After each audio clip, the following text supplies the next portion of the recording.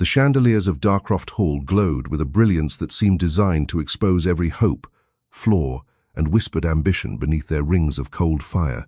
The spring season had drawn London's most esteemed families into the grand ballroom, and yet no amount of candlelight could disguise the undertone of rivalry threading through the air. Music drifted across polished floors, each note accompanied by rustling silk, crisp laughter, and the confident footsteps of those certain they belonged at the center. Marianne Alder stood near one of the gilded pillars, her gloved hands loosely clasped, her posture composed but inwardly tight. At 29, she had perfected the art of invisibility, though she had never meant to. Society simply tired of women who approached 30 without fortune, beauty, or the kind of bold wit that commanded a room. Marianne possessed intelligence, gentleness, and a steady mind, qualities often spoken of warmly in novels but rarely prized in drawing rooms. Tonight, as in countless nights before, she was the quiet figure whose presence neither disrupted nor delighted. Her lavender-grey gown, chosen for its understated dignity rather than fashionable daring, blended into the background more easily than she wished to admit. Here, in the very place where alliances were forged and futures were whispered into existence, she remained an afterthought. A few glances drifted past her, some curious, others dismissive, all carrying the same unspoken message. Nothing about her promised excitement. Still, Marianne had come. Her mother insisted, her aunt encouraged, and something within herself, small, steady, stubborn, refused to surrender the possibility that life could still shift in unexpected ways. On the opposite side of the ballroom, a ripple moved through the crowd. A subtle shift at first, then a visible realignment of bodies eager to stand a little straighter. Lord Adrian Ravenshire had arrived, and Darcroft Hall responded as though a new star had risen above the horizon. He entered without theatrics, but his presence commanded the attention of every onlooker. Tall, dark-haired, and marked by a reserve that only deepened the mystery surrounding him, Adrian held himself with the quiet authority of a man accustomed to expectation. 5 years abroad had made him something of a legend-rumored heartbreak, unexpected inheritance, whispered tragedies, and now, returned to London, he represented the season's most sought-after destiny. Marianne watched as he moved down the length of the hall with unhurried grace. Women angled themselves toward him, men stepped aside with polite envy. He greeted each acquaintance with impeccable manners, though his smile remained faint, never reaching his eyes. There was a contained weariness in him, a distance that suggested he was fulfilling a role rather than enjoying it. He danced first with the daughter of an earl, then a baron's niece, and then 2 other women whose beauty and confidence drew admiring stares from the rest of the room. Each partner laughed brightly, eager to impress. Adrian responded with courtesy, yet no genuine spark ignited in his expression. It was as if he were crossing names off an invisible list. Marianne tried not to watch him, but her gaze gravitated toward him despite her intentions. There was something in the line of his jaw and the stillness behind his movements that struck her as familiar, not because she knew him, but because she understood that kind of guardedness. It mirrored her own. When she forced herself to look away, she caught sight of Lady Verity Casingford observing her with a mixture of amusement and mild disdain.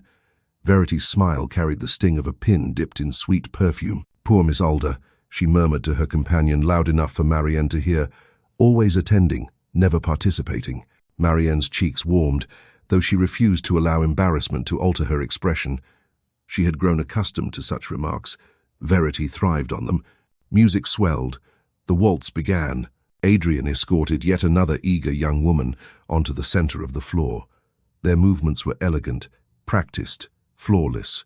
The room glowed with admiration. But when the dance ended, a curious moment occurred so brief that Marianne later wondered if she had imagined it. Adrian turned away from the line of waiting dancers and glanced across the ballroom. His eyes passed over polished shoes, jeweled hair, and shining silk. Then, startlingly, undeniably, they reached her. For a heartbeat, his gaze held hers. It was not pity, nor curiosity, nor the polite recognition of a gentleman acknowledging a stranger. It was something else, something like the quiet recognition of another solitary soul in a room filled with noise.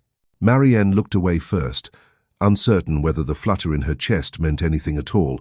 She did not expect anything to come of it. Life had trained her to accept little, so she might not fracture beneath disappointment. Yet the moment lingered in her mind like a fragment of dawn trapped between hours of night. "Oh, do not trouble yourself." Lady Verity's voice drifted again. "Lord Ravenshire simply happened to glance in your direction. Nothing more." Marianne offered no reply. She never fed Verity's need for reaction. The musicians shifted seamlessly into another piece. Adrian crossed the ballroom once more, approached Lady Darcroft, exchanged a few polite words, then excused himself earlier than expected. His sudden departure sent fresh whispers rippling through the hall. Already leaving so soon? He must be unimpressed.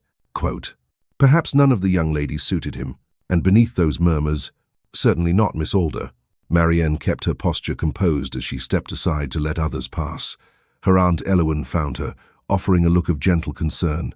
Marianne reassured her with a small, practiced smile. She had weathered far worse evenings than this, but as she followed her aunt toward the exit, she could not shake the faint echo of that brief connection, the quiet glance that did not feel accidental. Outside, cool air touched her cheeks, like a reminder that reality awaited beyond the glittering illusions of Darcroft Hall. As she stepped into the carriage, she allowed herself a single private thought. Perhaps being unseen did not mean she would remain so forever, and if the world had overlooked her until now, it did not mean one particular man would do the same. Before the carriage door closed, before the lamps of Darcroft Hall faded behind her, a whisper of possibility settled into her heart, a fragile beginning, but a beginning nonetheless. Dawn crept softly across the rooftops of Winmore Lane, casting a muted warmth over the Alder household, long before anyone within it stirred. The quiet of early morning usually belonged to Marianne, a sanctuary she guarded carefully, but on this particular day she awoke with an unusual heaviness. Memories of the previous evening drifted through her mind as she lay in bed, eyes fixed on the pale ceiling above her. She remembered the music, the glow of chandeliers, the whispers brushing along the edges of the ballroom, and that singular moment when Lord Adrian Ravenshire's gaze had met hers. She did not pretend it had meant more than it ought. A glance was a glance, easily misread, easily forgotten, yet it lingered with an unsettling clarity, as though the memory refused to dissolve into the shadows of the night. When she rose and dressed, pulling her hair back with practiced neatness, she told herself she was foolish for allowing one brief interaction, if it could even be called that, to unsettle her. The world did not shift simply because a man happened to look in her direction. Marianne had lived long enough within society's margins to know that hope must be handled carefully, like something fragile that might break at the slightest mishap. Still, her pulse quickened when she recalled the unguarded sincerity in his eyes. Downstairs, her mother greeted her with a troubled expression, holding a folded newspaper broadsheet. Mrs. Alder had an uncanny ability to sense unspoken anxieties, though she rarely addressed them with gentleness. "Marianne," she began, her voice carrying that blend of worry and vague disappointment that had become almost habitual. "There are already reports of last night's events. Apparently Lord Ravenshire left early and was seen dancing tirelessly before that. Such a man is surely nearing his final choice." Marianne poured tea with steady hands. Perhaps he was simply weary. A crowded hall can tire anyone. Mrs. Alder sighed. "Even so, the season advances quickly, and you cannot expect invitations to continue indefinitely if nothing comes of them." Her gaze softened, though it did not lose its urgency. "You must present yourself more boldly. A woman your age cannot rely on subtlety." Marianne offered a small smile, gentle and evasive. "Boldness does not come easily to me." Her mother pressed her lips together, torn between sympathy and frustration. Before she could speak further, Aunt Elowen entered with a brightness that instantly softened the room. "Good morning, my dears," she said as she settled beside Marianne. "You look thoughtful this morning, child. Are you unwell?" Marianne shook her head. "Only a little tired." Elowen studied her carefully, noticing the quiet tension behind Marianne's calm exterior. Unlike others, she knew that Marianne did not tire from dancing or conversation, but from enduring attentions that were never truly directed at her. Mrs. Alder, however, continued reading from the broadsheet. "Listen to this. Lord Ravenshire graced the floors of Darcroft Hall, partnering with a number of promising young ladies." She paused meaningfully. "It lists 4 names here. One of them danced with him twice." Marianne looked down at her tea, watching faint ripples disturb the surface. "His steps are not my concern, Mother." "Perhaps they should be," Mrs. Alder replied firmly. "You cannot remain a bystander if you hope to secure anything more than cordial neglect." Quote. A knock sounded at the front door, mercifully interrupting the conversation. A footman entered moments later with a small bundle of letters and calling cards. "For Miss Alder," he announced. Marianne's eyebrows lifted in surprise. She did not often receive correspondence of her own. When she opened the first envelope, she discovered an invitation to a small garden gathering at Westcourt Manor. The second held a polite note from Charlotte Hemsworth, a kind acquaintance she occasionally saw at musical evenings. But the third letter, though gracefully written, made her chest tighten. It came from Lady Verity Casingford. Marianne unfolded it slowly. The message was short, impeccably polite, and laced with unmistakable undertones. My dear Miss Alder, I hope this letter finds you well after last night's festivities. You must allow me to commend your composure. It is a gift to exist so gracefully along the edges without appearing uneasy. Few achieve it with such consistency. Should we cross paths again soon, I look forward to observing how the season unfolds for you. Warm regards, Lady Verity Casingford. Mrs. Alder, reading over her shoulder, found no insult in the phrasing, but Marianne saw every hidden needle. Eloin took the letter gently and read it with a frown. She is attempting to provoke you, my dear. It is best not to let her succeed. Marianne nodded, though her jaw tightened. She wondered briefly why Verity felt compelled to send such a note at all. Perhaps she simply enjoyed reminding others of their low place, especially those who did not push back. Yet beneath the irritation, another sensation stirred, a faint, unwelcome ache. The world insisted on placing her at the margins, and she had nearly accepted the arrangement. Nearly, but not entirely. A single shared glance had complicated that complacency. Later that afternoon, as Marianne escaped to the modest garden behind the house, she allowed herself to breathe freely for the first time that day. The budding roses carried a soft fragrance, the only scent that truly settled her thoughts. She sat beneath the arbor and closed her eyes, letting the rustle of leaves soothe her. Birds flitted in the branches above, unburdened by expectations, gossip, or the relentless pressure to impress. For a moment, Marianne envied them. Aunt Eloin joined her quietly. "Would you like company?" Marianne opened her eyes and nodded. "I would." They sat in peaceful silence until Eloin spoke again. "I saw the way you looked last night, after he left. Something about the evening unsettled you." Marianne hesitated, unsure where to begin. At last she said softly, "I only wish people would stop reminding me of my shortcomings." Eloin took her hand. "Your worth does not diminish because others refuse to see it." Marianne swallowed. "I know, but there are moments when the weight of dismissal feels heavier than usual." Eloin squeezed her hand more firmly. "Perhaps that is because you sensed a change." Marianne shook her head.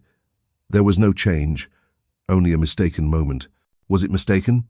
Eloin asked gently. Marianne's breath caught.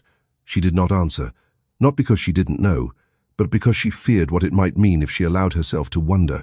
By evening, the city's gossip had already grown louder. Marianne heard faint mentions carried by passers-by outside the window, rumours about Lord Ravenshire's early exit, speculation about whom he favoured, and always, inevitably, the implication that she was of no consequence. And yet, beneath the noise, a small truth pulsed quietly inside her. For the first time in years, she felt something she could not easily name.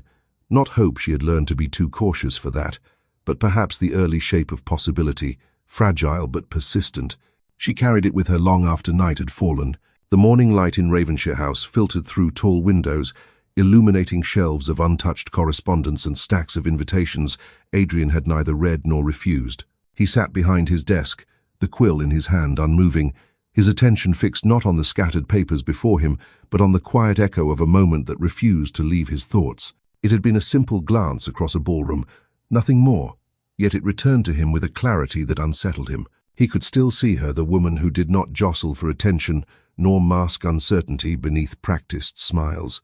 Miss Marianne Alder. He had heard her name only once, mentioned in passing years ago, but her presence last night had struck him with a strange sense of familiarity, not because he had known her, but because her expression, a mixture of restraint and quiet endurance, felt achingly recognizable. A sharp knock on the study door disrupted his thoughts. Before he had time to respond, Captain Lorne Halberd stepped inside. "I knew I'd find you brooding over that desk," Lorne said, pulling off his gloves with the ease of a man entirely at home.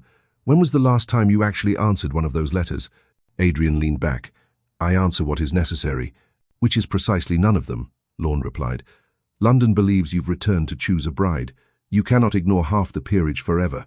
Adrien did not respond. He found his gaze drifting briefly to the window. Lorne noticed. "You look troubled. What happened at Darcroft?" Adrian hesitated. Lorne was his closest friend, one of the few who understood his reluctance toward society's expectations. Still, the admission felt strangely intimate. "I saw someone," Adrian said finally. Lorne lifted an eyebrow. Saw someone? Or noticed someone? I'm not entirely certain, Adrian replied, but something about her held my attention. Kus great. Her nome? Marianne Alder. Lorne frowned in concentration. Alder. Ah yes, the quiet one. I recall seeing her once at a musicale. Soft-spoken, doesn't compete with anyone. He paused, then added lightly, That hardly seems your usual type. I do not have a type, Adrian muttered. Precisely the problem, Lorne said. 5 years abroad and still not a clue what you want. Yet here you are, thinking of a woman you barely know. Adrian ran a hand through his hair. She wasn't trying to be noticed. She didn't look at me as though she wished something from me. And that intrigued you? It disarmed me, Adrian admitted. Everyone else in that hall spoke in rehearsed tones, eager to please or impress. But she watched the room as though observing a play she was not permitted to join. Lorne settled into the chair opposite him. You sound almost moved. I was unsettled, Adrian replied quietly. Not by her appearance, though she carries herself with unusual dignity, but by the sense that she hides more than she reveals. Perhaps she does. Lorne studied him. And perhaps that is the first honest reaction you've had toward any woman since returning. Adrian remained silent. He disliked acknowledging how disconnected he felt from society's expectations. He had tried dances, dinners, polite conversations, but nothing had pierced the distance inside him. Nothing had ignited genuine interest. Except for a woman who had not spoken a word to him. Lorne leaned forward. Adrian, if she caught your attention, you should seek her out. Not because society expects it, but because you clearly want to. Adrian stood abruptly, his restlessness too strong to contain. He walked toward the window, staring at the street below where carriages passed in steady rhythm. I cannot simply appear at her home, he said. You could attend a gathering where she is present, Lorne suggested. You could make inquiries discreetly. There are ways. Adrian considered this. I don't know what I intend, he said softly. I only know that for the first time in years, a thought has stayed with me. Lorne rose and clapped a hand on his shoulder. Then follow it. You've spent long enough letting duty suffocate your instincts. Adrian's jaw tightened. Instinct was something he had trusted once long ago, before loss had reshaped him. Since then, he had learned to act carefully, cautiously, with his guard firmly in place.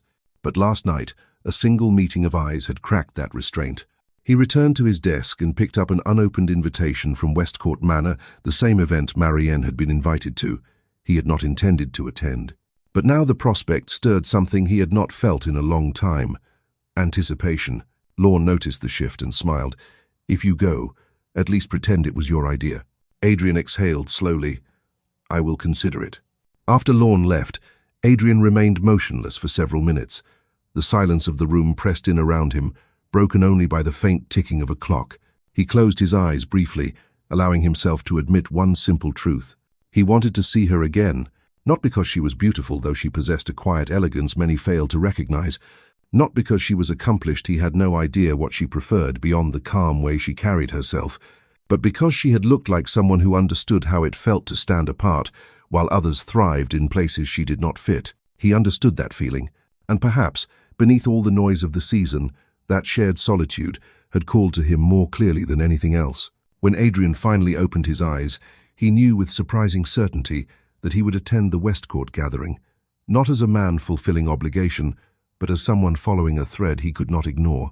It was a small decision, yet it carried the quiet weight of a beginning. The day of the Westcourt gathering arrived with a mild breeze drifting through London, carrying the scent of early blossoms along its path. Marianne approached the manor beside her Aunt Elowen, her steps steady though her thoughts stirred uneasily beneath the surface. The morning had been marked by quiet tension newspaper chatter, subtle remarks from her mother, and the lingering echo of Verity's pointed letter. Even so, Marianne refused to let apprehension dictate her behavior. She had learned long ago that dignity was her greatest shield. Westcourt Manor, with its pale stone facade and expansive windows, offered a gentler atmosphere than Darcroft Hall. It lacked the overwhelming grandeur of larger estates, replacing it with warmth and carefully tended gardens that invited exploration rather than scrutiny. The event itself was modest, no more than a few dozen guests, strolling between the conservatory and the library's rear gardens. Marianne felt grateful for the open air. Confined rooms only magnified the watching eyes she wished to avoid. Elowen touched her arm lightly. If at any moment the crowd becomes too much, we can step aside. I will manage. Marianne replied with a faint smile. But thank you. They entered the garden through an archway woven with climbing roses. The sunlight fell in soft patches across the gravel paths, where clusters of guests conversed in gentle tones. Marianne and her aunt moved toward a quieter corner shaded by a tall yew tree. The hush there comforted her. She was speaking with Elowen about a recent book when she sensed a shift in the air, small at first, almost imperceptible. The murmurs of conversation dimmed, replaced by a subtle awareness that swept across the guests. Lord Adrian Ravenshire had arrived. His presence did not command the space with volume or flourish. Instead, it altered the rhythm of the gathering. Marianne recognized the change before she even saw him. When she finally looked toward the entrance, she found him walking beside a gentleman she assumed to be Captain Lorne Halberd. Adrian's gaze moved briefly over the assembled guests, polite but distant. Sunlight caught in the dark strands of his hair, and the cut of his coat sharpened the lines of his frame. There was something quietly resolute in the way he carried himself, as though he had made a decision before stepping onto the grounds. Marianne's pulse quickened against her will. She had not prepared for this moment, not truly. Part of her had assumed he would not come. Another part feared he might. "Are you all right?" Elowen murmured beside her.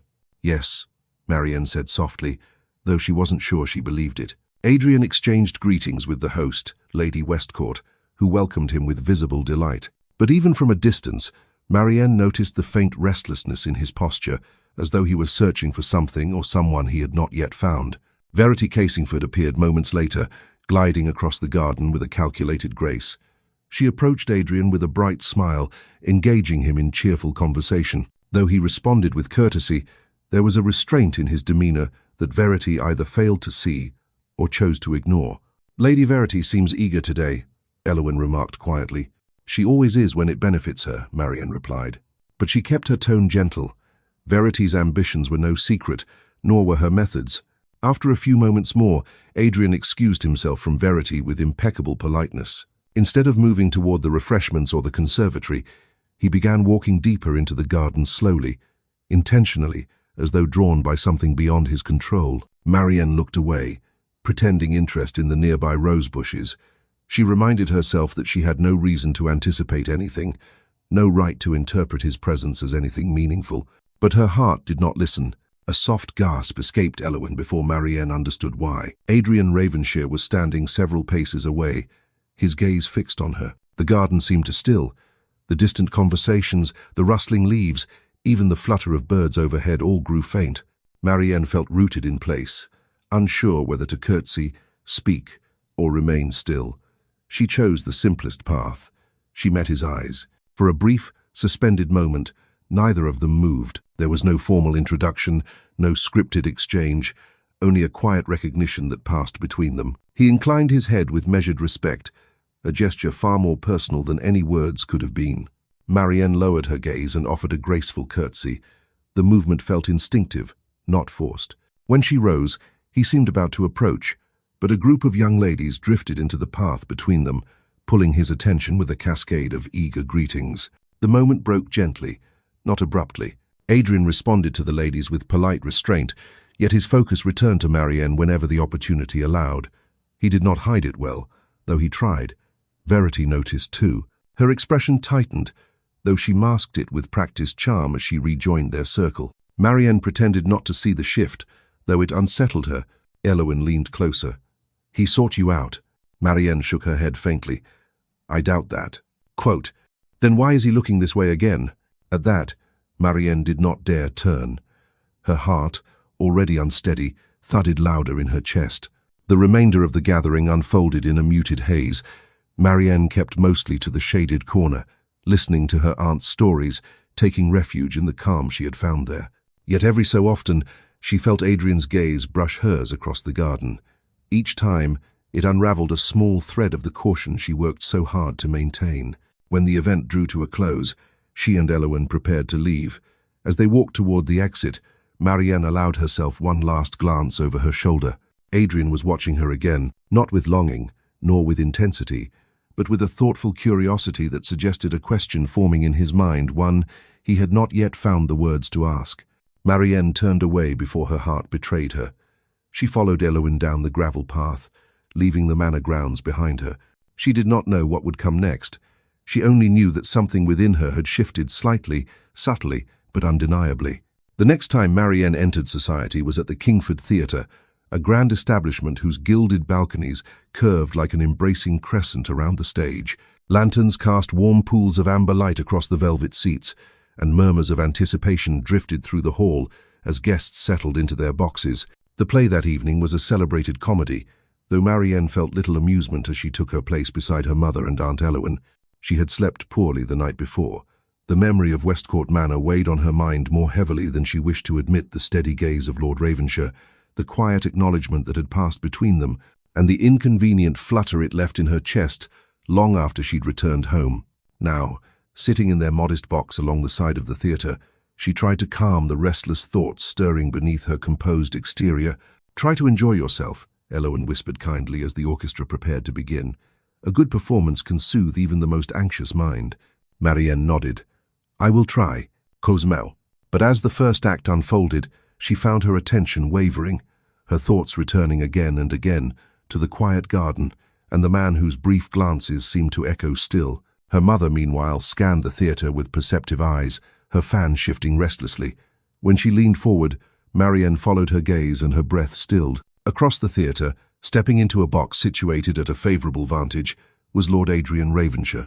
He was accompanied by Captain Lorne Halbert, though Adrian's expression held a focus that appeared almost stern, as if he had walked into the theatre carrying a thought he could not set aside. His presence did not ripple through the audience as it had at Darcroft Hall. Here the dimmer lighting and the hush of the play softened the atmosphere, but those near his box recognized him at once, whispering behind gloved hands. Marianne forced her gaze toward the stage, determined not to be influenced by coincidence. She reminded herself that London was large, but its gatherings were predictable. His appearance did not have to signify anything, yet the knowledge did little to steady her. Her mother leaned closer. "Do you see who is here tonight?" "Yes," Marianne replied quietly. "I noticed. He seems in good spirits," Mrs. Alder continued. "Perhaps this evening will reveal whom he intends to court." Quote. Marianne did not answer.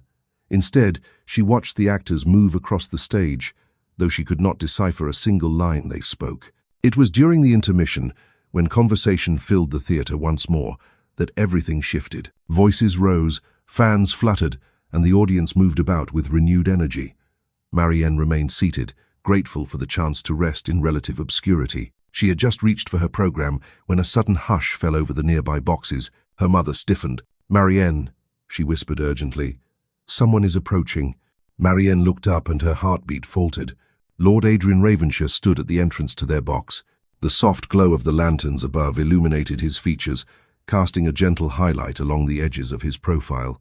His expression was composed, yet there was an unmistakable purpose in the way he carried himself. He bowed respectfully to Mrs. Alder and Aunt Elowen before turning his gaze toward Marianne. "Miss Alder," he said, his voice low enough not to carry beyond the box, "may I join you for a moment if I do not disturb?" Marianne's breath caught. For a second she could not speak. It was Elowen who recovered first. "You are most welcome, Lord Ravenshaw," she said warmly. Adrian stepped into the small box, taking the only remaining space beside Marianne. The sudden closeness between them unsettled her, though not unpleasantly. She folded her hands carefully in her lap to steady their tremor. "I hope the performance finds you well," he said. "The actors are very skilled," she replied softly. "I have been enjoying their work." He nodded slowly, studying her with an attention that felt both sincere and searching. "I confess," he said, "my mind has wandered far from the stage tonight." Marianne did not trust her voice enough to respond. "I had hoped," he continued, "that we might speak." Her pulse quickened. "About what, my lord?" He hesitated, not from uncertainty, but as if choosing words thoughtfully. "About the gathering at Westcourt," he said. "I fear I may have intruded upon your peace there." "You did not intrude," Marianne answered, surprised by her own honesty. A faint relief touched his expression. "I am glad. I found myself wishing to greet you, but circumstances allowed little opportunity." "Lay." Marianne felt warmth rise in her chest. There was no offense taken. His gaze held hers for a quiet moment, and something within her softened, though she could not name what. Mrs. Alder cleared her throat lightly, reminding them of her presence, but Adrian did not seem flustered. Instead, he leaned forward slightly, lowering his voice. "I hope this does not seem presumptuous. It is only that I wish to know whether you might attend future gatherings this season." Quote. The question, simple as it was, carried an implication Marianne did not dare unravel too quickly. "I attend when invited," she replied. "Then I shall look forward to those occasions," Adrian said, his tone calm but undeniably direct. Her breath stilled again this time, not from surprise, but from the quiet force of those words. The orchestra signaled the end of intermission. Guests began returning to their seats. Adrian rose reluctantly. "Thank you for allowing me a moment," he said. "I hope we may speak again soon." Marianne offered a polite inclination of her head, though her heart was far from steady. "Good evening, my lord."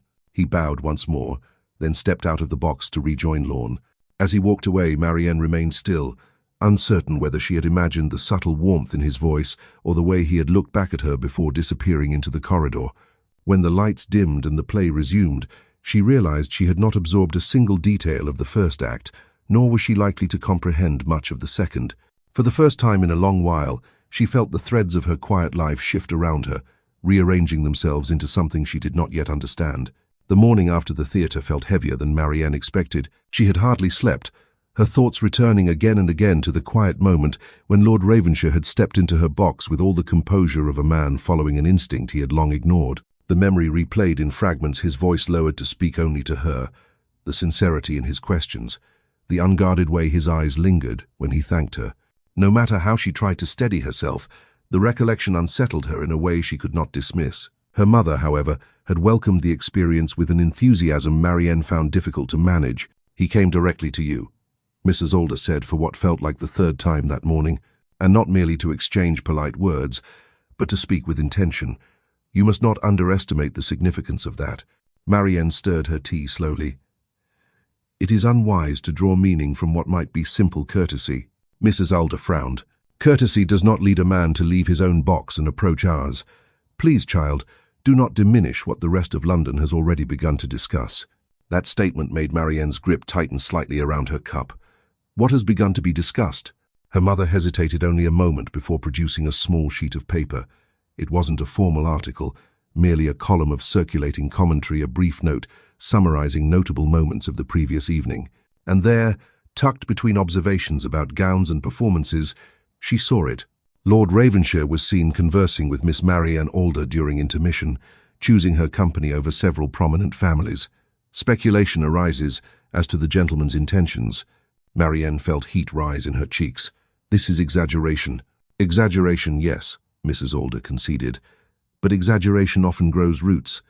If there is even a modest truth in it, you must prepare yourself." Marianne said nothing. She could neither deny nor accept the possibility without feeling unsteady. Later that afternoon, as her mother entertained callers who wished to hear every detail about the theatre, Marianne slipped out of the house with quiet purpose. She needed distance, she needed clarity, and she needed the one place that had never judged her Holmbury bookshop. The shop smelled of ink, aged paper, and polished wood. Tall shelves reached toward the ceiling, each filled with volumes whose worn spines whispered of countless hands before hers. It was always peaceful, always honest. Here she could think without the pressure of watchful eyes.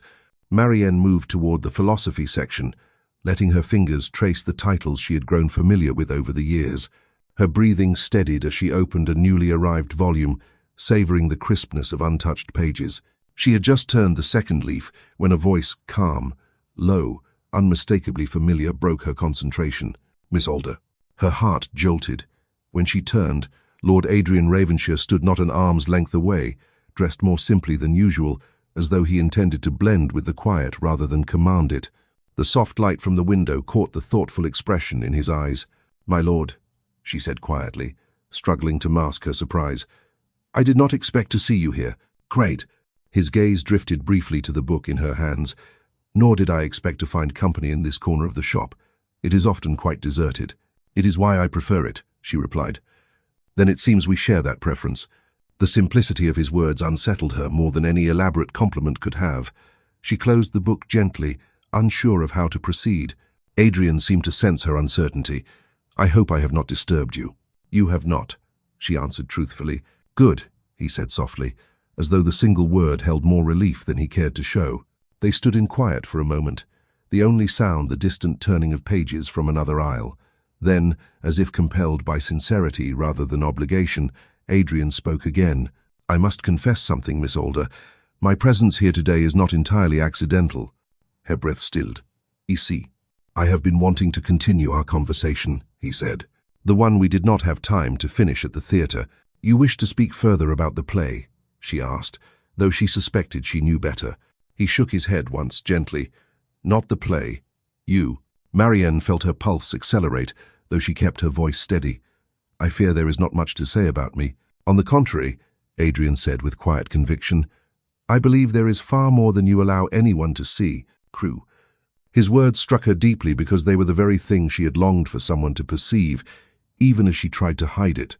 Before she could respond, a soft exclamation sounded near the entrance of the aisle. "Lord Ravenshire?" Lady Verity Casingford stood there, her expression caught between surprise and thinly veiled calculation. She approached with deliberate grace, her eyes flicking from Adrian to Marianne, with interest sharp enough to cut. "What an unexpected pleasure," Verity said smoothly. "I did not realize this bookshop held such appeal today." Adrian inclined his head politely. "Lady Verity." "And Miss Alder," Verity added, her tone dipped in sweetness. "How fortunate you are to meet so many acquaintances in such a modest place." Marianne recognized the underlying jab but offered no reaction. Verity's attention returned swiftly to Adrian. "I had hoped," Verity said, "that you might join a small gathering I am hosting later this week. Many of our mutual friends will attend." Adrian's expression remained courteous but unchanged. "I appreciate the invitation. My plans for the week, however, are not yet settled." Verity's smile tightened an almost imperceptible shift, but Marianne saw it. With a light nod, Verity excused herself, retreating down the aisle while maintaining her practiced composure. Only when she had disappeared did Adrian turn back to Marianne. "I apologize for the interruption." "There is no need," Marianne said softly. "She often speaks that way." "She speaks as though she already knows the shape of others' lives," he said, a hint of weariness in his voice. "It is limiting." Marianne's lips curved faintly. "I imagine many people speak to you with expectations." "They do," Adrian admitted. "It is refreshing to speak with someone who does not." Cried. The simplicity of the statement warmed her unexpectedly. He paused, glancing once more at the book in her hands. "If you would permit it, I would be glad to recommend a few titles. Only if you wish, of course." She hesitated, but only briefly. "I would like that," she said. Adrian's answering smile was subtle but unmistakably genuine. Together, they began to walk slowly along the shelves, speaking in quiet tones about the books they had read, the ones they wished to read, and the ideas that shaped them both. The conversation unfolded with natural ease, as though guided not by effort but by intuition. For the first time in years, Marianne felt as though someone truly listened to her. And for the first time in equally long, Adrian looked as though he had found something he had been seeking without knowing it.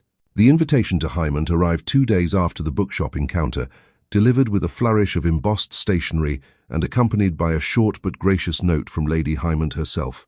Marianne would have declined if the decision were hers alone, but her mother accepted with such enthusiasm that refusal became impossible. Even Aunt Elowen, who usually shielded Marianne from undue pressure, encouraged her to attend. "You need not fear such gatherings," Elowen said gently as they prepared to leave that evening. "You need only be yourself. That has proven to be quite enough." Marianne wanted to believe her. Yet the memory of Verity's piercing glare in Holmbury Bookshop lingered still, a reminder of how easily attention could sharpen into resentment. And tonight's event would gather far more eyes than the quiet corner aisles of a bookshop. Hymont Manor, with its creamstone walls and wide lantern-lit steps, welcomed the evening's guests with elegant grandeur. The entrance hall shimmered beneath crystal sconces, and the murmur of conversation drifted in steady waves from the dining chamber ahead. As Marianne walked beside her aunt, she kept her breathing even. The simple grace of her gown, pale green silk, that complemented her quiet presence rather than demanded notice, felt like a comfort in a room filled with brighter colors and bolder personalities. She had barely stepped into the drawing room before an unsettling hush passed through a small cluster of guests. It was not hostile, only curious, but it made her aware once again of the whispers that had begun to circulate since the theatre and the bookshop. "Miss Alder, how lovely," Lady Hymont said warmly, approaching with outstretched hands. "We are delighted you could join us." Marianne thanked her politely. As she spoke, something in the air shifted. A subtle current one she recognized immediately. Lord Adrian Ravenshire had entered the room. He greeted the host with practiced courtesy, but his composure held a quiet purpose, as though he were seeking something familiar within the sea of strangers. When his gaze found Marianne, the faintest softening crossed his expression, visible only for an instant, yet enough to ignite a gentle stirring in her chest. He crossed the room with calm decisiveness. "Miss Alder," he said, bowing slightly, "I am pleased to see you." His voice held none of the formality he offered others. Instead, it carried a warmth that unsettled her in a way both tender and alarming. "And I am pleased to be here," Marianne replied, hoping her tone remained steady. Before she could say more, Lady Verity Casingford stepped gracefully between them. "Lord Ravenshire," Verity said with a bright smile, "I had hoped you might join our card table later. We've gathered quite a lively group." "I thank you," Adrian replied, "but I have already made arrangements for the evening." He did not specify what those arrangements were, but his eyes rested purposefully on Marianne as he spoke. Verity's smile tightened, though she hid it quickly behind her fan. "I see," Verity murmured. "Then perhaps another time." The dinner bell rang, ending the moment. Guests began to pair off toward the dining chamber.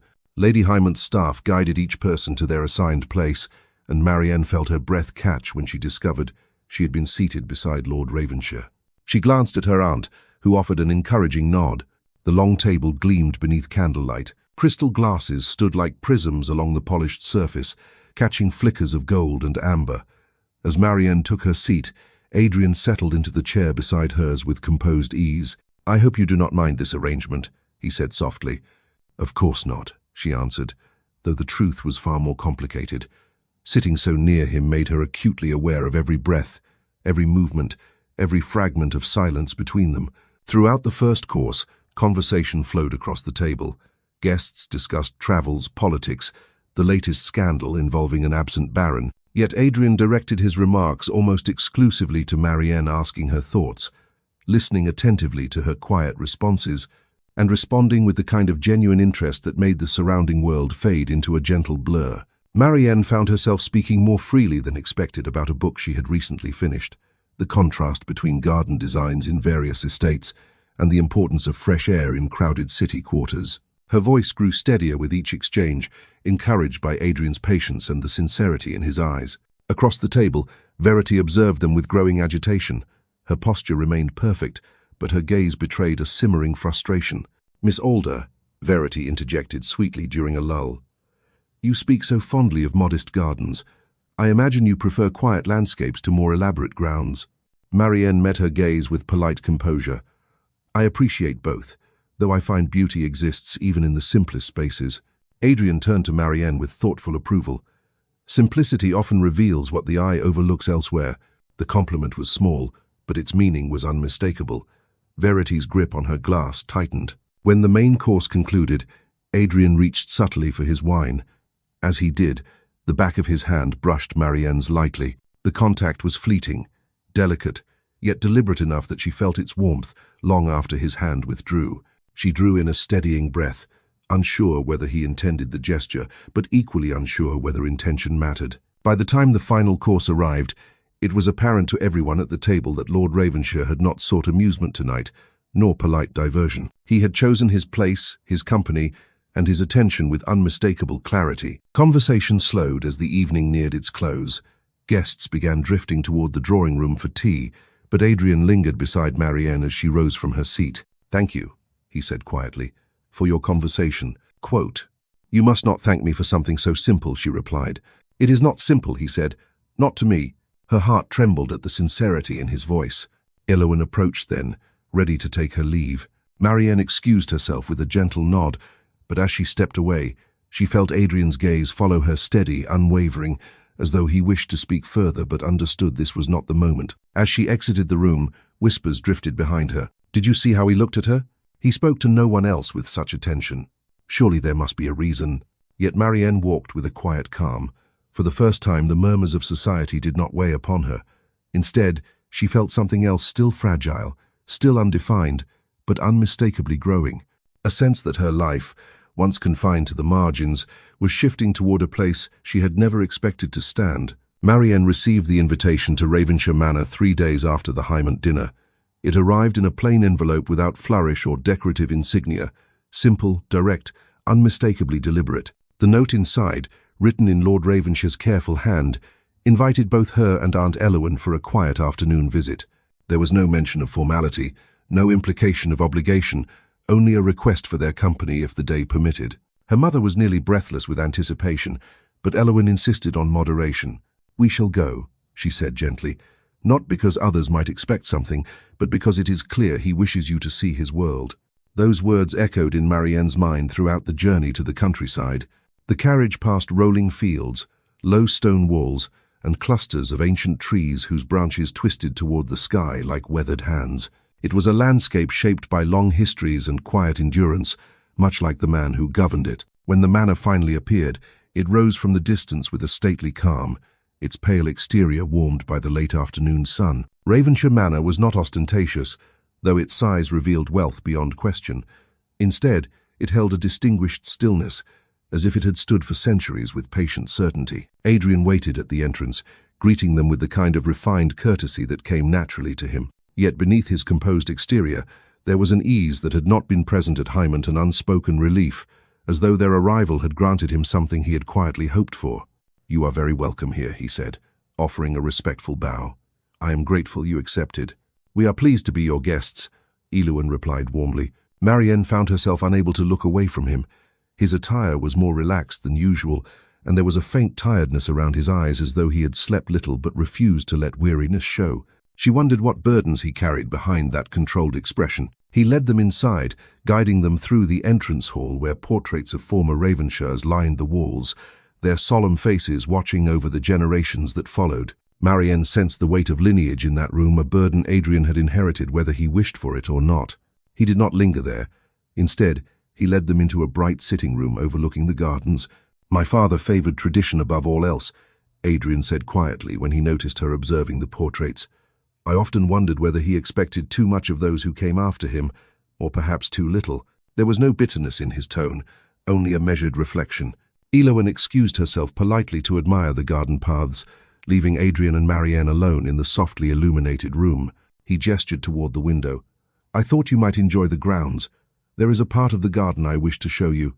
Marianne nodded, and he walked beside her through a narrow corridor that opened onto the estate's expansive lawn. The air outside was crisp and fragrant, filled with the scent of distant pine and budding flowers. They strolled along a winding path bordered by trimmed hedges and early blooms.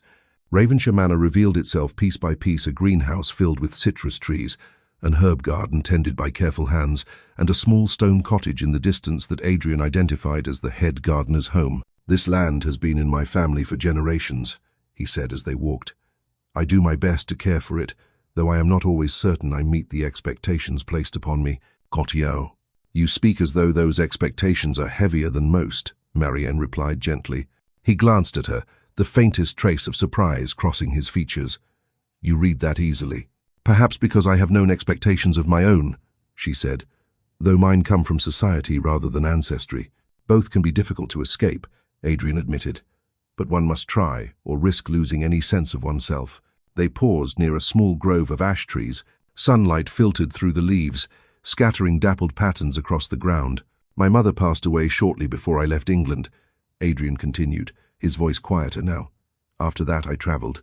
I told myself I did so to learn, to broaden my understanding, but the truth is, I needed to breathe away from the confines of this place.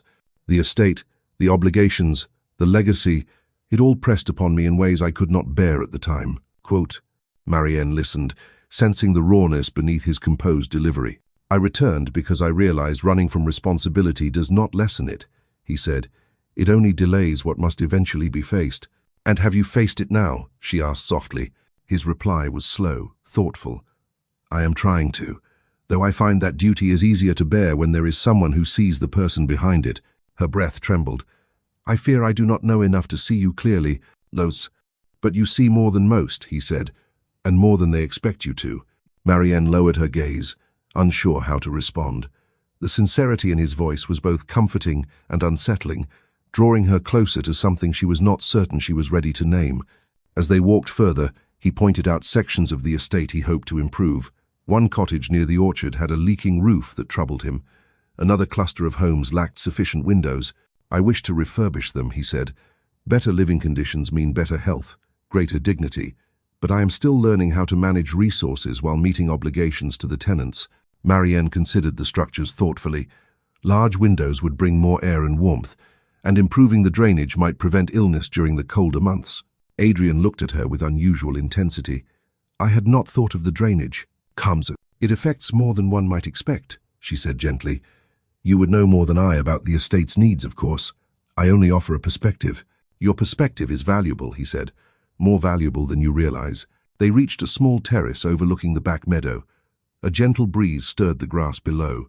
The world seemed momentarily suspended in quiet harmony. Marianne turned toward him. "Why did you invite me here?" Adrian's expression changed, softened, deepened, as though he had waited for the question. "I wanted you to see this place," he said, "before others shaped your opinion of it, before anyone suggested what it meant, or what it should mean to you." Her heart fluttered. "To me? Yes." His voice lowered slightly. "I wished you to see the parts of it that matter, and the parts of me that I do not often reveal."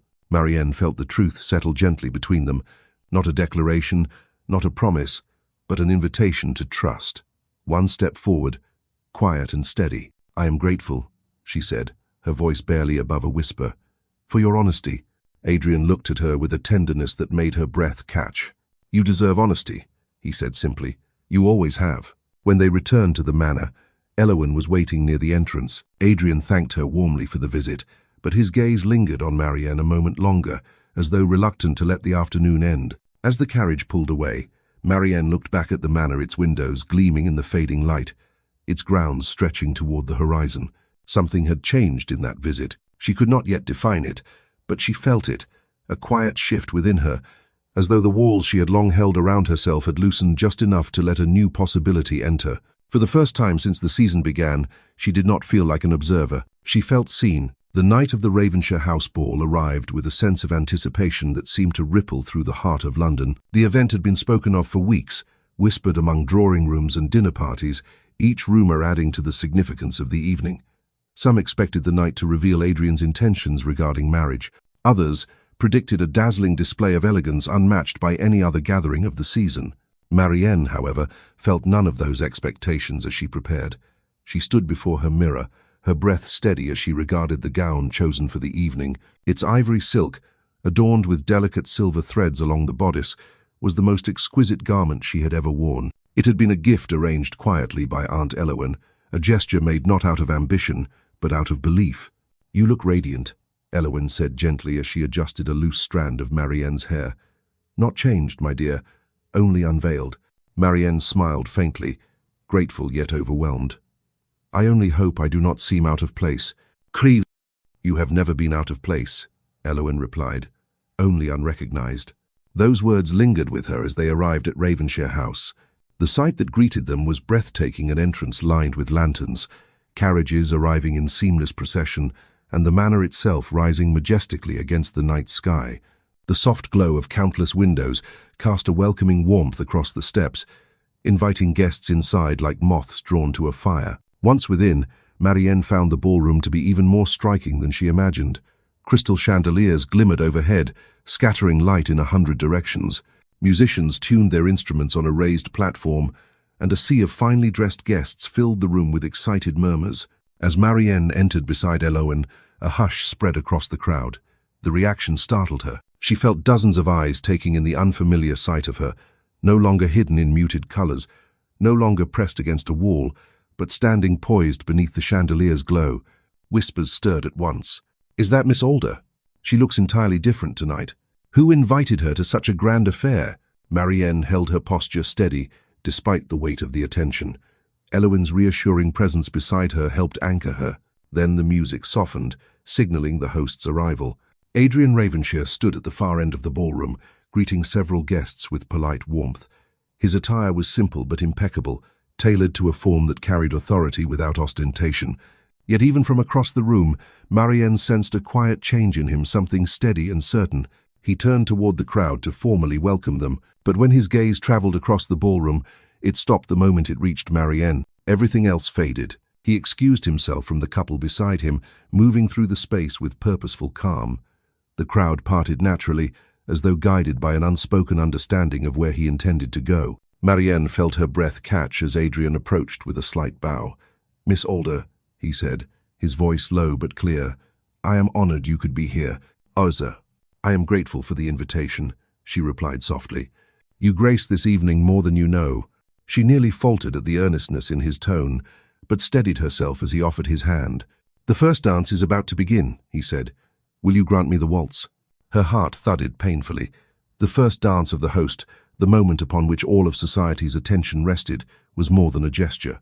It was a declaration. Marianne hesitated, not out of doubt, but out of disbelief. Are you certain? There is no one else I would ask, he replied. She placed her hand in his. The room reacted instantly. A wave of murmurs swept through the crowd, like the soft roar of a distant sea. Miss Alder? Is he serious? But she is so. I never would have imagined. How bold of him. The musicians lifted their bows, drawing the first gentle strains of the waltz from the strings. Adrian guided Marianne to the center of the ballroom. They stood alone on the polished floor, surrounded by a halo of candlelight and astonished eyes. As the music rose, he placed one hand at her waist, the other holding hers with reassuring firmness. She rested her free hand lightly on his shoulder, feeling the warmth beneath the fine fabric. Then they began to move. Their steps were slow at first, graceful and steady, then smoother as the music swelled. Adrian guided her with utter confidence, his touch creating a space where the rest of the world could not intrude. Though she had danced the waltz before, she had never felt as she did now, held, guided, acknowledged. You are trembling, Adrian murmured softly. I fear the room is watching too closely, she admitted. Let them watch, he replied. You need not fear their gaze. I do not fear them, she said. I fear what they may think of you. His hand gently tightened at her waist. What they think is irrelevant. She dared look up at him then, and what she saw in his expression startled her. There was no hesitation, no guarded restraint, only clarity, steady and unmistakable. As the dance continued, the murmurs grew quieter. The crowd no longer whispered with disdain, but with something approaching awe. The gentle sweep of their steps across the floor became the focal point of the evening, a slow-moving revelation witnessed by all. When the final note drifted into silence, Adrian did not release her hand immediately. The ballroom remained still, suspended in quiet astonishment. Then applause began, hesitant at first, then building, then unmistakable. Adrian bowed to her with deliberate grace, as though honoring not just the dance but the choice he had made. You danced beautifully, he said quietly. Marianne felt her voice tremble. You carried me. He offered a faint, warm smile. I merely moved with you. Goms.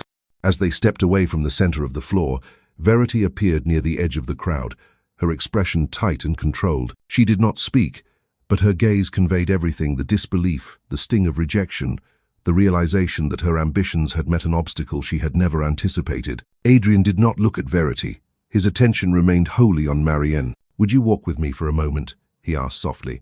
She nodded, though her heart raced. Together they stepped toward the terrace doors, a quiet space just beyond the candlelit room, leaving behind a ballroom now buzzing with speculation, admiration, and the unmistakable shock of witnessing a shift none had foreseen. For Marianne, the world felt as though it had moved beneath her feet. She had never expected to stand in the center of such a moment. Yet tonight, under the chandeliers of Ravenshire House, she was no longer invisible. She was chosen. The terrace doors closed behind them with a soft click, sealing off the hum of the ballroom. Cool night air drifted across the stone floor, carrying the faint fragrance of blooming roses. The sky above Ravenshire House stretched deep and clear, scattered with quiet stars that seemed to shimmer in approval of the moment unfolding below. Marianne stood at the balustrade, her hands lightly pressed against the smooth stone. The glow from the ballroom spilled faintly onto the terrace, casting a gentle illumination across her gown. She breathed slowly, trying to calm the tumult within her. The applause from the waltz still echoed faintly in her ears, but it was nothing compared to the sound of her own heartbeat. Adrian joined her at her side, though he allowed a respectful distance. The silence between them felt deliberate, soft, significant, expectant. I hope the air is not too cold, he said quietly. It is quite pleasant, she replied. After so much noise, the quiet feels welcome. He nodded. I hoped it would. She turned slightly, studying the faint tension in his expression. He looked as if he were gathering courage, though that seemed impossible for a man so composed. Lord Ravenshire, she said gently, I am grateful for the dance. It was unexpected. Adrian, he corrected softly. When we are alone, I would prefer you call me Adrian. Her breath caught, Then you may call me Marianne." He repeated her name under his breath, as though tasting a truth he had long waited to speak. "Marianne," he said fully, "there is something I must tell you." The night seemed to still around them. "When I returned to England," he continued, "I expected nothing more from society than the usual obligations.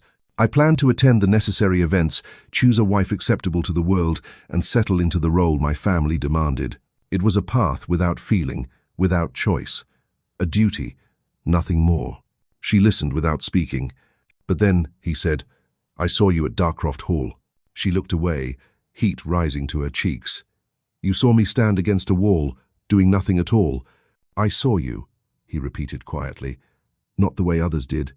You seemed, apart from the chaos, calm, wise, present. There was a truth in your expression I had not seen in anyone else." He paused, searching for the right words. "In that moment I did not know your name or your story, yet something in me recognized you before I understood why." Her breath deepened, steady but fragile. "At Westcourt," he continued, "I sought you out. I told myself it was coincidence, but I knew even then that I had gone looking. When we met at Kingford Theatre, I realized how rare it was to speak with someone who did not expect me to perform my role. You listened, truly listened. You asked nothing of me, and in doing so, you offered everything I had been missing." Marianne felt her heart tremble. "He did nothing remarkable." "You did," he insisted. "You were honest. You were yourself, and you made me want to be myself in return." He took a slow breath, as though releasing a weight he had carried for years. "When I asked you to visit Ravenshire Manor, I feared you might see its size, its expectations, and feel overwhelmed. I feared you would think me a man carved entirely from duty. But you saw the land and asked how it might be better. You saw its people and thought of their comfort. You saw me, Marianne, not the title, not the whispers, only me." She looked up at him then, her eyes luminous in the soft light. "Adrian," she whispered, "I do not know what I have done to deserve such regard." "It is not a matter of deserving," he said. "It is simply truth."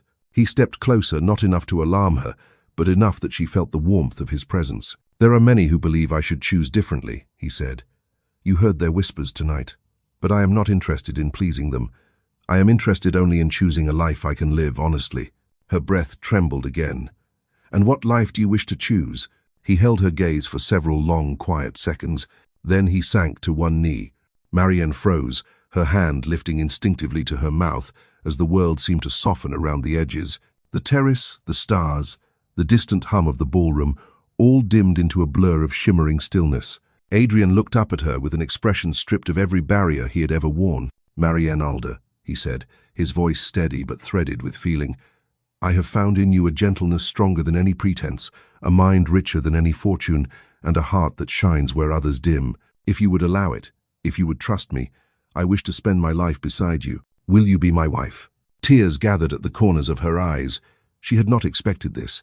Not tonight, not so soon, not with such sincerity that it broke through her guarded calm. Her voice wavered, "I am afraid." He rose slightly, not yet standing, just close enough to reassure her. "What do you fear?" "That I may not be enough," she said softly. "That society will judge me.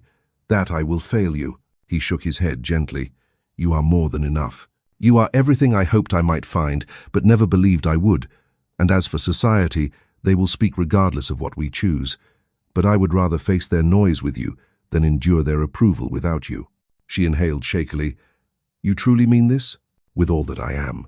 Marianne's tears spilled at last not from sorrow, but from the overwhelming realization that the life she had long accepted was not the one she was destined for. "Yes," she whispered. "Yes, Adrian, I will marry you." Relief and joy swept across his face in a way she had never seen. He rose and took her hands in his, lifting one to his lips with a reverence that made her breath falter. "Thank you," he said softly. "You have made me the happiest man I have ever been." He slipped a ring onto her finger, a delicate band of gold set with a pale blue stone that shimmered like morning light. She gazed at it in wonder, then at him, and felt her heart open in a way it never had before. He drew her gently into his arms. Their first kiss was soft, tentative, and profound, carrying the quiet promise of everything that lay before them. When they finally stepped apart, the stars shone brighter, as though the night itself had been waiting for this moment. Inside the ballroom, music swelled again, unaware of the turning point that had just unfolded on the terrace. But for Marianne and Adrian, The world had shifted. She was no longer a quiet observer. She was no longer unseen. She was cherished, and the life ahead of them uncertain, imperfect, but theirs had just begun.